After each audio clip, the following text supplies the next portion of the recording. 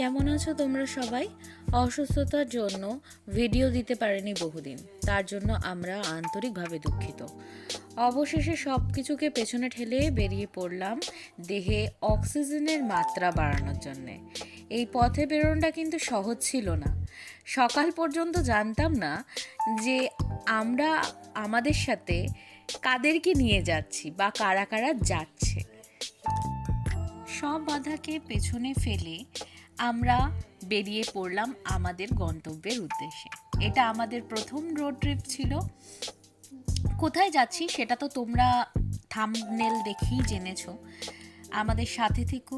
ভিডিওটা ভালো লাগলে ও ইনফরমেটিভ যদি লাগে তাহলে অবশ্যই লাইক আর শেয়ার করো। হ্যাঁ, সাবস্ক্রাইব করতে ভুলো না কিন্তু।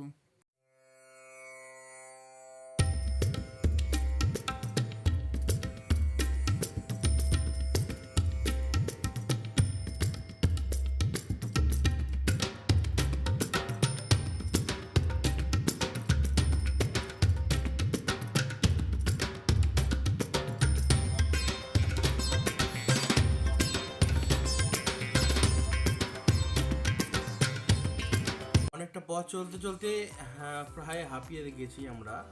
তো দেখতে পাচ্ছ কত সুন্দর প্রাকৃতিক পরিবেশ শহরের কোলাহল ছাড়িয়ে আমরা এখন ঢুকে পড়ছি। এই তোমরা এখন এন্ট্রান্সটা দেখতে পাচ্ছ, বনলতা রিসোর্টের কাছেই আমরা ঢুকছি প্রায়। তো খাওয়া দাওয়া তো রাস্তায় করে ফেলেছিলাম, কিন্তু ভিডিও করা হয়নি, তো তোমাদের সাথে সেটা শেয়ার করতে পারিনি আমরা।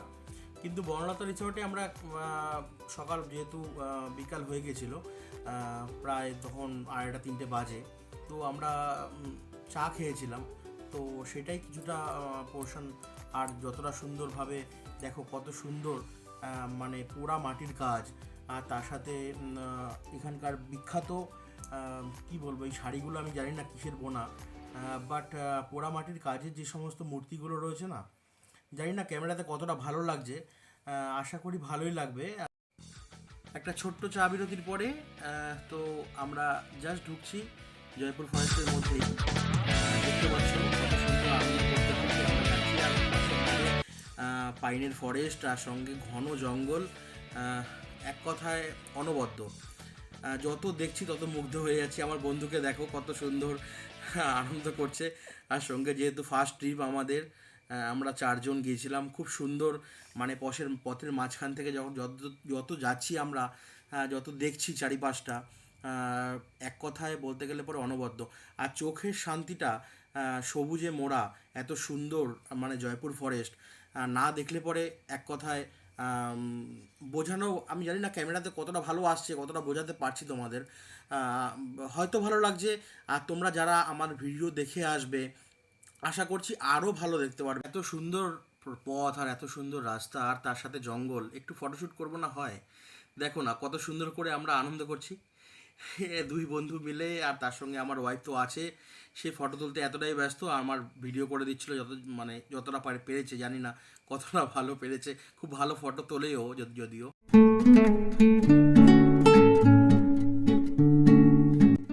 ফটোশ্যুট শেষ করে আমরা চললাম লাল মাটির পথ ধরে সেই বিখ্যাত এয়ার বেসের পথে, যেটা ব্রিটিশরা তৈরি করেছিল সেকেন্ড ওয়ার্ল্ড ওয়ারের টাইমে।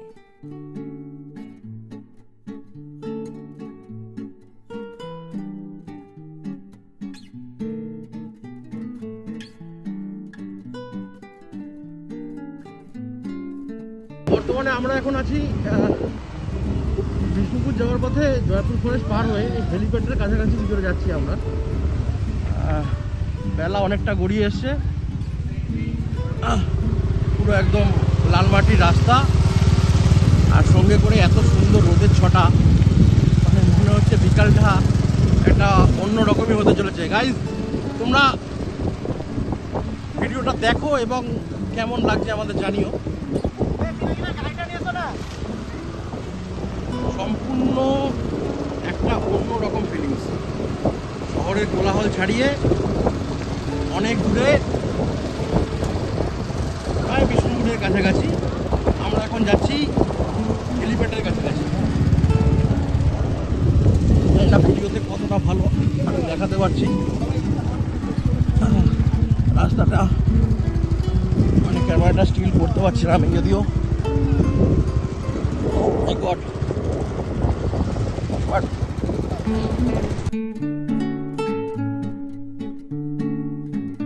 আর 900 মিটার ডিস্টেন্স। ও ফাইনালি অনেকটা পথ ঘুরে ঘুরে ঘুরে ঘুরে ঘুরে ঘুরে আমরা এখন এই মুহূর্তে জাস্ট এন্ট্রান্স করছি। হ্যাঁ মানে তোমরা দেখতে পাচ্ছ মানে রাস্তাটা একটুখানি পুরনো যেহেতু হয়ে গেছে, অনেকটা দিন হয়ে গেছে। বলে এই সময়টা এই জায়গাটায় মানে প্যাড ছিল, সেটা অনেক যুগ আগের কথা, অনেক বছর আগের কথা। তো পুরনো স্মৃতিচারণ, যেহেতু জয়পুর ফরেস্ট এসেছি, তো এই জায়গাটা না দেখলে পরেই নয়, সেই কারণের জন্যই আর কি। তো দেখো আমরা এখন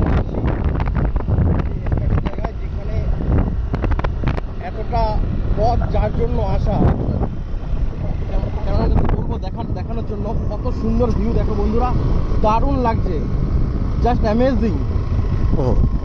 তোমরা দুদিনের উইকেন্ডের ট্রিপ, 2 দিন তোমরা এখানে থাকতে পারো এবং এই জায়গাটা এত সুন্দর একটা জায়গা, প্রকৃতির মাঝে নিজেকে হারিয়ে ফেলতে পারো। তো বেরিয়ে পড়ো বন্ধুরা, এই সুন্দর দেখো কত সুন্দর একটা জায়গা, কত সুন্দর। জানি না ভিডিওতে কতটা ভালো আসছে, কিন্তু আমি পুরোটাই দেখানোর চেষ্টা করছি। আর একটু সামনে যেতে হবে, আরেকটু সামনে যাই। খুবই সুন্দর।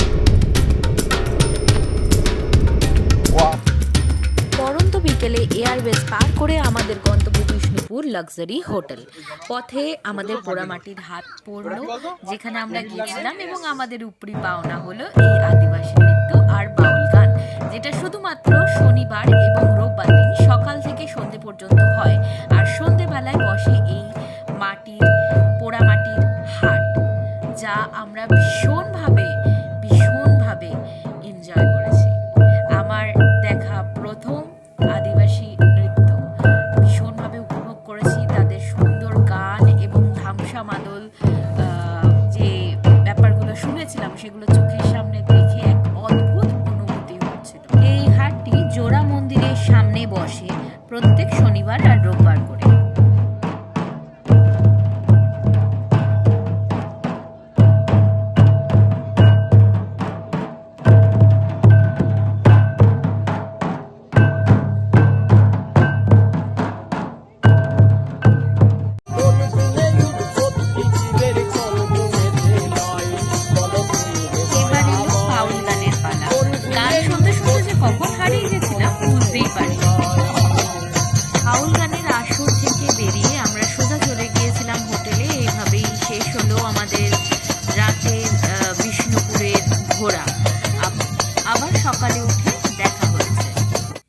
সকলকে জানাই সুপ্রভাত। আজকে সকালটা শুরু করলাম এই সুন্দর সুন্দর পটচিত্রগুলো দিয়ে।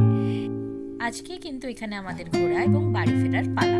বিষ্ণুপুরে ঘোরার অনেক জায়গা রয়েছে, তবে কিছু জায়গায় আমাদের পে করে দেখতে হয়, যেমন রাসমঞ্চ, জোর বাংলা মন্দির আর পাঁচচূড়া মন্দির। এখানে অনলাইনে টিকিট কাটলে 20 টাকা করে নেয় এবং অফলাইনে যদি আমরা কাটি তাহলে 25 টাকা করে নেয়।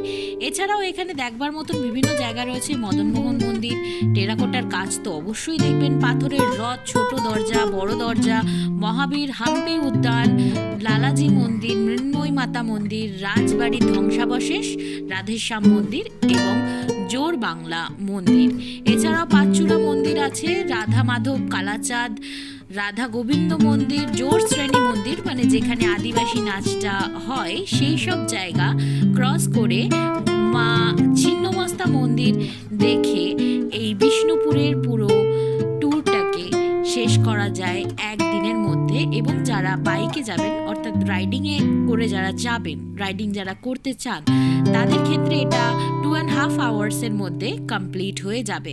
আমি এখানে সব কিছুরই ছোট ছোট করে ক্লিপ দিয়ে রেখেছি, আপনারা অবশ্যই গিয়ে দেখে আসুন, কারণ না দেখলে বুঝতে পারবেন না যে এখানে কত সুন্দর করে কারুকার্য করা রয়েছে। আগেই বলেছি যে এখানে পে করে আমাদেরকে দেখতে হয়, তবে রাসমঞ্চ, পাঁচচূড়া মন্দির আর জোর বাংলা মন্দির, এই তিনটেই আমরা 20 টাকা বা 25 টাকার টিকিটে দেখে নিতে পারবো, আর বাকিগুলো একদম ফ্রি।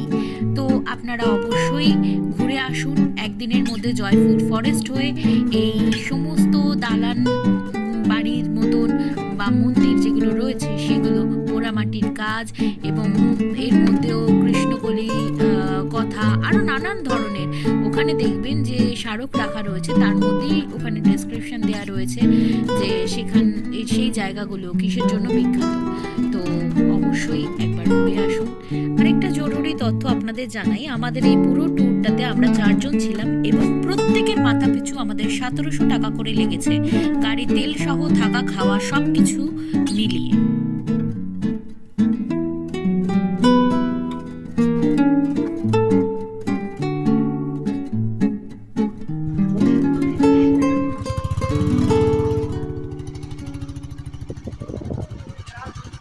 সব মন্দির ঘোরা শেষে আমরা চলে গিয়েছিলাম কনিষ্ক তাঁতঘরে, যেখানে বালুচুরি বোনা হচ্ছিল এবং আমরা সচক্ষে দেখে আসলাম কিভাবে বালুচুরি বোনা হয়। রইল আপনাদের জন্য কিছু ক্লিপস। কনিষ্কতে বালুচুরির প্রাইস স্টার্ট হয়েছিল 7,000 থেকে। নানান ধরনের শাড়ি ছিল ওখানে, আপনারা গিয়ে দেখে আসতে পারেন এবং অবশ্যই একটা কিনতে হলেও শাড়ি কিনতে হবে। এটা কিন্তু কোনো প্রমোশন ভিডিও নয়, ওখানে স্থানীয় লোকেরা বলেছিলেন এখানকার বালুচুরি খুবই বিখ্যাত, তাই জন্য আমরা ওখানে ভিজিট করতে গেছিলাম। প্রথমে দোকানে, তারপর তাঁত ঘরে গিয়ে দেখলাম তাদের তাঁত বোনা। এই তো আমি তাঁত ঘরে এসেছি, পাশের গড়িটা দিয়ে তাঁত ঘর। আয়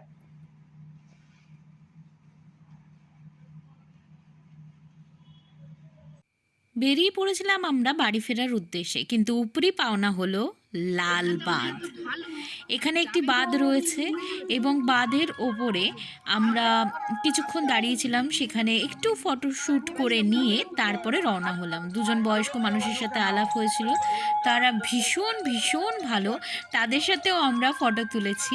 ফটো তুলে সোজা বাড়ির পথে রওনা দিলাম।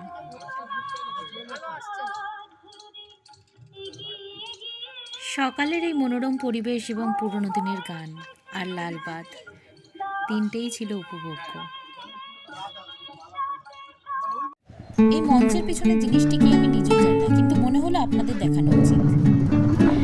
আবার সেই জঙ্গলের পথ ধরে বেরিয়ে পড়লাম, আর বনলতা রজের খাবার অবশ্যই খাবেন। দেখুন কত বড় ল্যাংচা, আমরা প্রচুর উপভোগ করে এটাকে খেয়েছি এবং ভীষণ মজা লেগেছে দেখতে।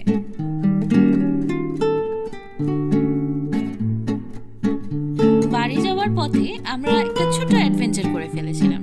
আসলে আমরা সবাই যাতায়াত করি সাধারণত ন্যাশনাল হাইওয়ের পথ ধরে, কিন্তু ন্যাশনাল হাইওয়ে দিয়ে যারা আমরা স্পেশালি এই চন্দননগরের দিকে আসতে চাই, সেখানে আমরা প্রায় 5.5 থেকে মোটামুটি 7.2 কিলোমিটার পর্যন্ত সেভ করতে পারি যদি আমরা এই রাস্তাটা দিয়ে যাই। এটা হলো মুন্ডেশ্বরী নদীর ওপরের জায়গা। আমরা সাধারণত একদম প্রপার ব্রিজ দিয়ে যাই, কিন্তু এই জায়গাটা শুধু দেখো, এখানে টোল ট্যাক্স লাগে। আবার কোনো বাইক, কোনো যদি 4 হুইলার বা স্কুটি যায় তার জন্য 30 টাকা করে নেওয়া হয় এখানে। একবার শুধু রাস্তাটা দেখো, তখনই বুঝতে পারবে যে এটা কতটা সুন্দর একটা জায়গা, কিন্তু ততটাই ভয়ঙ্কর লাগছিল, ভীষণই ভয় লাগছিল। যে ব্রিজটা আছে সেটা ক্রস করাটা একটু ডিফিকাল্ট ছিল, কিন্তু ওখানে যারা লোকালস তারা খুব স্পিডে ওখান থেকে বাইক, স্কুটি আর 4 হুইলার পর্যন্ত চালিয়ে নিয়ে চলে যাচ্ছিল। এই যে একটা ছোট মিনি বাঁধ, এটা তো তবুও ভালো, কিন্তু সামনে যেটা আসছে সেটা অতীব ভয়ঙ্কর। তবে খারাপ লাগার একটি বিষয় হলো, এত বড় নদীর এলাকা, তার মধ্যে কিছুটা অংশ দিয়েই শুধুমাত্র জল প্রবাহিত হচ্ছে, আর বাকি জায়গাতে এই ধরনের রাস্তা তৈরি করে দেওয়া হচ্ছে বা ক্ষেতের জমি রয়েছে। কিন্তু তোমরা যদি গুগল ম্যাপে চেক করো তাহলে দেখবে অনেকটা বড় জায়গা এটা। আর এই যে জায়গাটা দেখতে পাচ্ছ, এখান থেকেই মেনলি নদীটা বয়ে যাচ্ছে। এর কিন্তু স্রোত আছে, এরকম নয় যে স্রোত নেই, কিন্তু বাকি যে সমস্ত জায়গা সেগুলো কিন্তু পুরোটাই শুকনো। এটাই হলো মুন্ডেশ্বরী নদী, ভেতরে একটা পদ্ম ফুটে রয়েছে সুন্দর দেখে। এই দেখো ব্রিজ, আমি তো ভয়ের চোটে হাত পা কাঁপছিল বলে নেমেই গেছিলাম। মোটামুটি সবাই নেমে গেছিল, আমরা দুজনেই যারা মানে পেছনে বসেছিলাম তারা দুজনেই নেমে গেছি, আমি আর আমার দেওর আর আমার হাজব্যান্ড আর তার বন্ধু ভানু, এরা দুজনেই একমাত্র মানে ক্রস করার জন্য বাইক আর স্কুটিতে বসেছিল।